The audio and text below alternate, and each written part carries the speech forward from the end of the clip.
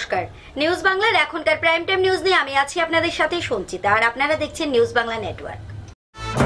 সংবাদ নিবেদন করছেন রাজন জুয়েলার্স, বিবেকানন্দ রোড, ধর্মনগর, উত্তর Tripura. The big mart, ICICI ব্যাংকের পাশে, ডিএনবি রোড, ধর্মনগর, উত্তর ত্রিপুরা। সহযোগী নিবেদক। আমার অঙ্গে অঙ্গে তোমার ছোঁয়া আমায় সম্পূর্ণ করেছে। খবর এখন বিস্তারিত। বিশালগড়ে বাংলাদেশে নগদ 11,21,000 টাকা সহ আটক এক পালসার বাইক। পুলিশের সামনে থেকেই পালিয়ে যায় দুই বাইক আরোহী। এই ঘটনায় পুলিশের ভূমিকা নিয়ে সন্দেহ দেখা দিয়েছে জনমনে। বাংলাদেশে নগদ 11,21,000 টাকা সহ আটক একটি পালসার বাইক, কিন্তু কোনো গ্রেফতার নেই। জানা গেছে রবিবার সকাল 9টা নাগাদ বিশালগড় থানার পুলিশের কাছে একটি গোপন খবর আসে যে আগরতলার দিক থেকে TR07B 5416 নাম্বারের পালসার বাইকে করে দুজন লোক বিশালগড়ের দিকে আসছে এবং তাদের সাথে বাংলাদেশের প্রচুর পরিমাণ টাকা আছে। সেই খবরের ভিত্তিতেই বিশালগড় থানার পুলিশ রবিবার সকাল 9:30 নাগাদ অফিসটিলা ব্রিজের সামনে ওত পেতে বসে এই বাইকটি দূর থেকে আসতে দেখে আটকায় বাইকটি, কিন্তু অভিযুক্তরা টাকা এবং বাইক ফেলে পুলিশের সামনে দিয়ে দৌড়ে পালিয়ে যায়। প্রশ্ন হচ্ছে, পুলিশ কিভাবে অভিযুক্তদের পালাতে সাহায্য করে? কেননা যে জায়গাটা দিয়ে অভিযুক্তরা পালিয়ে গেছে, পুলিশ ইচ্ছে করলে তাদেরকে আটক করতে পারত। তাহলে পুলিশ বাইক এবং টাকা নিয়ে থানায় চলে আসলো, অভিযুক্তরা কেন পার পেয়ে যাবে? পুলিশ তাদের পেছনে ধাওয়া করলে কিন্তু আর পার পেয়ে যেত না অভিযুক্তরা। খবর পেয়ে ছুটে আসে এসডিপিও বিশালগড় আর ডালং। তিনি অফ ক্যামেরায় জানান বাইক মালিকের নাম কেশব দেবনাথ বলে জানা গেছে। ওই ঘটনাটি তিনি খতিয়ে দেখবেন বলে জানান সাংবাদিকদের। বিশালগড় প্রতিনিধির রিপোর্ট, নিউজ বাংলা। আধুনিক যুগে ঢেকির মাধ্যমে চাল গুঁড়ো করে পিঠে বানানোর গ্রামীণ সংস্কৃতি এখন আর দেখা যায় না। কল্যাণপুরে পৌষ সংক্রান্তি উপলক্ষে এমনই এক চিত্র ধরা পড়ল আমাদের ক্যামেরায়। দেখুন এ নিয়ে আমাদের এই বিশেষ প্রতিবেদন। গ্রামীণ সংস্কৃতিতে ঢেকির মাধ্যমে চাল গুঁড়ো করে পিঠে বানানো হয়, যা আজও অম্লান। কল্যাণপুরের মোকননাথের বাড়িতে ওনার স্ত্রী কুঞ্জবালা দেবনাথ পৌষ পার্বণের দিনে পিঠে পুলি তৈরি করতে ছেলের বউদের সহায়তায় ঢেকির মাধ্যমে চালের গুঁড়ো তৈরি করছেন। যদিও এই কম্পিউটারের যুগে ঢেকির চিত্র ধরা পড়লো আমাদের ক্যামেরায়। বাজারে এখন রেডিমেড চালের গুঁড়ো পাওয়া যায়। কুঞ্জবালা দেবনাথ জানান, এটা আমাদের ঐতিহ্য। শাশুড়িরা চাল ভিজিয়ে গুঁড়ো তৈরি করে পিঠা বানাতো, আর এখনের ছেলেমেয়েরা রেডিমেডের উপর নির্ভরশীল। আমরা শ্বশুর শাশুড়ি আমলে এটা আমরা রাখছি, এটা একটা স্মৃতি। আমরা চাই এটা দিয়া আমরা খাইতাম। আমরা নাতিপতিরা ওখানে করতেছে, খাইতেছে। বউ আছে, ছেলের বউটো আছে, এরাও করতেছে। আগে যারা এরা পারতো না, ওখান আমরা বাইতে পারতেছে। অপরদিকে বাড়ি বাড়ি চলছে আলপনা দেওয়ার প্রস্তুতি। এক মহিলা জানান, আলপনা দেই বাড়িতে কীর্তন আসবে, আমরা চাই শান্তি সম্প্রীতি বজায় থাকুক। বছরের এই পৌষ মাস লাস্টের দিন সংক্রান্তি উপলক্ষে আমরা আট করি, কীর্তন আইব, তারপরে আমরা পিঠা চিড়া করি, সবাই মিলে খাই, আনন্দ করি। এটাই তো থাকতো চাই, আমরা শান্তি সম্প্রীতি থাকা হইতে চাই। এখন থেকে ভালো লাগেনি। কল্যাণপুর প্রতিনিধি রিপোর্ট, নিউজ বাংলা। রবিবার রাতে কাঠের ফার্নিচার সহ একটি বোলেরো ডিআই গাড়িকে আটক করল চরিলামের বন দপ্তরের আধিকারিকেরা। ঘটনা বিশ্রামগঞ্জ এলাকায়। জানা যায় এই ফার্নিচারের বাজার মূল্য প্রায় 50,000 টাকা।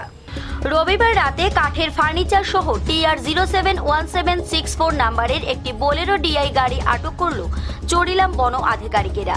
ঘটনা বিশ্রামগঞ্জ এলাকায়। জানা গেছে এদিন রাতে বিশালগড় SDFO সুমন দাসের নেতৃত্বে পেট্রোলিং স্টাফদের নিয়ে চেকিং এ বসে বিশ্রামগঞ্জ বাজার এলাকায়।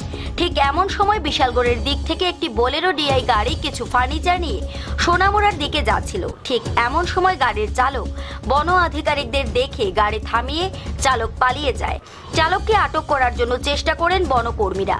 পরবর্তী সময়ে গাড়ি এবং ফার্নিচারগুলোকে উদ্ধার করে নিয়ে আসে চরিলাম ফরেস্ট অফিসে। এ বিষয়ে SDFO সুমন দাস জানান, সোনামুড়ায় একটি মেলা শুরু হবে আজ থেকে। সেই মেলার উদ্দেশ্যে যাচ্ছিল এই গাড়িটি। ওই আটককৃত ফার্নিচারগুলো প্রায় 50,000 টাকার কাছাকাছি হবে জানান সুমন বাবু, এবং এ ধরনের অভিযান প্রতিদিনই জারি থাকবে বলে জানান তিনি। গতকালকে আমরা গোপন খবর ছিল যে মেলাঘরেতে বটতলাতে এখানে পৌষ সংক্রান্তি মেলা হবে আগামীকাল প্লাস 2 দিন। তো এখানে কিছু ফার্নিচারের গাড়ি মেলা উপলক্ষে যাওয়ার কথা ছিল। তো সেই কথা জেনে আমরা আমাদের পেট্রোলিং স্টাফকে বিশ্রামগঞ্জ প্লাস বিশালগড় এই সমস্ত কিছু ভালনারেবল স্পটে তারা ভেহিক্যাল চেকিংয়ের জন্য রাত্র 10:30 থেকে 11টার মধ্যে এখানে ছিল আর কি। তো এইরকম সময় বিশ্রামগঞ্জ সোনামুড়া রাস্তার যে চৌমুনিটা আছে এখানে কিছু এরকম ফার্নিচার গাড়ি যাচ্ছিলো। তো সেই সময় আমাদের পেট্রোলিং স্টাফের গাড়িটা ওই একটা গাড়িকে তারা চেস করেছে আর কি, মানে চেস করার পর কিছুক্ষণ চেস করার পর ওই গাড়িটা একটা জায়গার স্পটে থামিয়ে রেখে ড্রাইভার পালিয়ে গেছিলো। তো ওই সঙ্গে সঙ্গে আমাদের স্টাফরা গাড়িটা চেক করে এবং চেক করে দেখতে পায় যে কোনো গাড়িতে কোনো কাগজপত্র, বৈধ কাগজপত্র নেই, প্লাস ফার্নিচারের কোনো কাগজপত্র নেই। সেই জন্য আমাদের স্টাফরা গাড়িটা সিজ করে নিয়ে এসেছে আমাদের চরিলাম রেঞ্জ অফিস কমপ্লেক্সে। স্যার এই ফার্নিচারগুলির তো এখানে মোটামুটি আমরা যে দেখলাম যে এখানে মোটামুটি 4-5টা খাট আর 2-3টা সোফা সেট আছে। তো এগুলি আনুমানিক বাজার মূল্য ধরেন আপনি 50,000 টাকার মতো হবে আর কি। বিশালগড় প্রতিনিধির রিপোর্ট, নিউজ বাংলা। সময় হয়ে গেল একটি বিজ্ঞাপন বিরতির। ফিরে আসছি বিরতির পর, সঙ্গে থাকুন। মনে আছে ছোট্টবেলায় একবার নার্সারি স্কুলের ফ্যান্সি ড্রেস পার্টির জন্য আমার দীপাবলির রাত তোমার আলোয় করে উঠেছে ঝলমল, তোমার স্পর্শে হয়েছে আনন্দময়। আমার বিয়ের দিনে আমায় সাজিয়েছ মন ভরে, আমার অঙ্গে অঙ্গে তোমার ছোঁয়া আমায় সম্পূর্ণ করেছে। সুন্দর হে সুন্দর হে। আজকাল সবাই চায় যে কোনো কাজ হবে দ্রুত এবং নিখুঁত। তাই তো যে কোনো ধরনের মাটি কাটা কিংবা মাটি ভরাটের জন্য সবাই ব্যবহার করছে জেসিবি এবং ট্রিপার।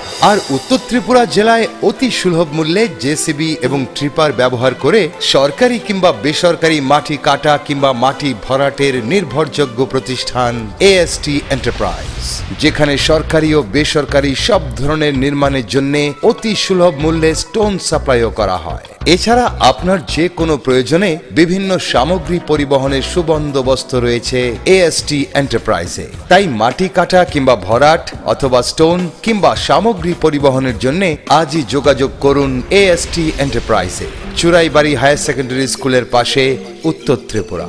দূরভাষ 7001486554 এবং 9862896522। ফিরে এলাম বিরতির পর। যুব মোর্চার উদ্যোগে রবিবার কল্যাণপুরে অনুষ্ঠিত হয় এক জনসভা। এই জনসভায় প্রধান বক্তা হিসেবে উপস্থিত ছিলেন যুব মোর্চার রাজ্য কমিটির সাধারণ সম্পাদক জয়নাল দাস, বিধায়ক পিনাকি দাস চৌধুরী। যুব মোর্চা কল্যাণপুর মন্ডল কমিটির উদ্যোগে রবিবার বিকেলে কল্যাণপুর মোটর স্ট্যান্ডে সোনার তরী মুক্ত মঞ্চের সামনে হয় এক জনসমাবেশ। সমাবেশের শুরুতে কল্যাণপুর বিধানসভার বিভিন্ন স্থান থেকে মিছিল আসে দলে দলে। সমাবেশে বক্তব্য রাখেন যুব মোর্চার রাজ্য কমিটির সাধারণ সম্পাদক জয়নাল দাস, বিধায়ক পিনাকি দাস চৌধুরী, সৌমেন গোপ, তাপস দেবরায়, বিজেপির জেলা প্রভারী অমিত রক্ষিত সহ অন্যান্যরা। 25 বছর শাসন করেও এই রাজ্যের মানুষ গরিব থেকে গরিবতর হয়েছিল। কেন আজকে 7.5 লক্ষ বেকার? যখন মানিক বাবু মার্কসিস্ট কমিউনিস্ট পার্টির নেতৃত্বে 93 সালে ক্ষমতায় প্রতিষ্ঠিত হয়েছিল, আপনারা জানেন এই রাজ্যের সকলেরই জানা বন্ধু 93 সালে তখন তার সময় কমরেডরা ক্ষমতায় প্রতিষ্ঠিত হওয়ার সময় এই রাজ্যের বেকারের সংখ্যা ছিল প্রায় 82,000। আজকে 25 বছর শাসনে কমরেডদের সুকল্যাণে এই রাজ্যের বেকারের সংখ্যা 7.5 লক্ষ। ওই চুটা বলে সিপিএম দলের বৈদ্যনাথ মজুমদার ললিত দেববর্মাকে জঙ্গলে পাঠিয়ে এই ত্রিপুরা রাজ্যে যে জঙ্গলে রাজত্ব কায়েম করেছিল, পাহাড়ি বাঙালির মধ্যে ভ্রাতৃত্বের বন্ধন ছিন্ন করেছিল, যে ললিত দেববর্মা 1993 সালে শিকারি বাড়িতে দাঁড়িয়ে বক্তব্য রেখে বলেছিল জোট সরকারকে বিদায় করার জন্য জঙ্গলে গেছিলাম বন্দুক হাতে নিয়ে। আমরা দেখলাম তার পুনর্বাস্তবায়িত করার জন্য পরিকল্পনা তৈরি করা হচ্ছে। কল্যাণপুর প্রতিনিধির রিপোর্ট, নিউজ বাংলা। সেনাবাহিনীতে কর্মরত এক যুবকের আত্মহত্যায় চাঞ্চল্য। ঘটনা কুলটি শীতলপুরের। ছেলে আত্মহত্যা করতে পারেনি বলে দাবি করছেন বাবা অশোক কুমার রায়। পাশাপাশি তিনি ছেলের মৃত্যু সঠিক তদন্তের দাবি চাইছেন। সেনাবাহিনীতে কর্মরত যুবকের আত্মহত্যায় চাঞ্চল্য। শনিবার সকালে হঠাৎই সেনাবাহিনীর পক্ষ থেকে কুলটি শীতলপুরে পরিবারের কাছে খবর আসে আত্মহত্যা। খবর আসা মাত্রই চাঞ্চল্য ছড়িয়ে পড়ে। বাবা অশোক কুমার রায় দাবি করেছেন তার ছেলে আত্মহত্যা করতে পারে না। সোমবার সকালে সেনাবাহিনীর 2 সুবেদার অভিষেকের দেহটি নিয়ে আসে। দেহটি আসা মাত্রই কেঁদে ঢলে পড়ে পরিবারের লোকেরা। কুলটি শীতলপুর 4 নম্বর এলাকায় এখন শোকের ছায়া। অশোক কুমার রায় এর দাবি সঠিক তদন্ত হোক। সাথে সাথে তদন্তের দাবি করেন বিজেপি নেত্রী।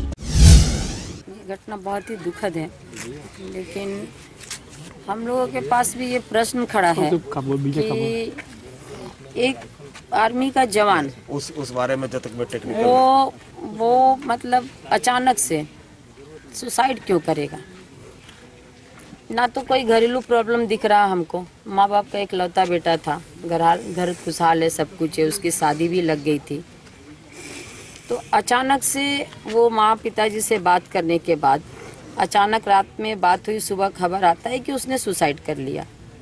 क्या रीज़न था? क्या वहाँ उसके साथ कुछ प्रॉब्लम हो रहा था? आखिर कुछ ना कुछ तो रीज़न होगा।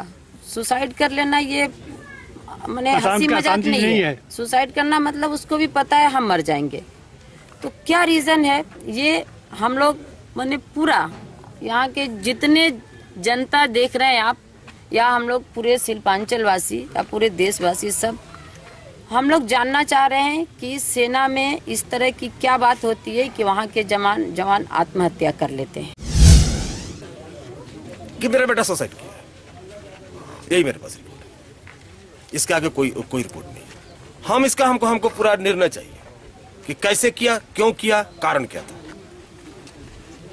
नहीं, अभी मेरे पास कोई रिपोर्ट नहीं आया है। अभी बड़े अफसर से बात हुई तो उन्होंने बोला आप आओ, मैं आपको सब दिखाऊंगा। इसके आगे और मेरा लड़का सुसाइड नहीं कर सकता है।